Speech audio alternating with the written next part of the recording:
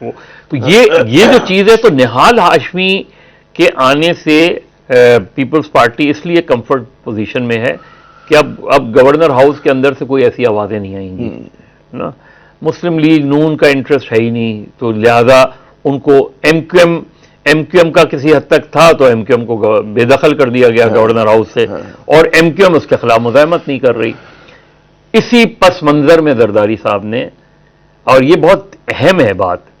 کہ زرداری صاحب آتے رہتے ہیں کراچی، تو انہوں نے خالد مقبول صدیقی کو اتنے عرصے میں جب بلایا ہے، اس موقع پر بلایا ہے،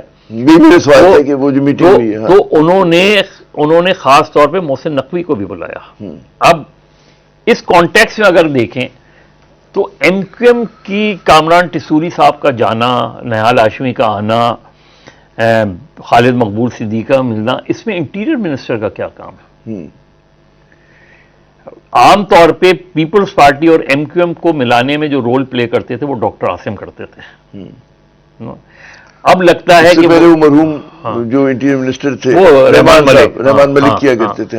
وہ ایک الگ کہانی ہے، زرداری صاحب کے پاس ایم کیو ایم، زرداری صاحب اب یہ چاہتے ہیں، زرداری صاحب کے جو پیش نظر ہے، جو مجھے پتہ چلا کہ کراچی کا ایک خاص پلان ان کے پیش نظر ہے، اور وہ جو اس وقت، اور یہ اور زیادہ اس میں انٹرسٹ ڈیولپ ہو گیا ہوگا کیونکہ جو اس وقت دبئی کی حالت ہے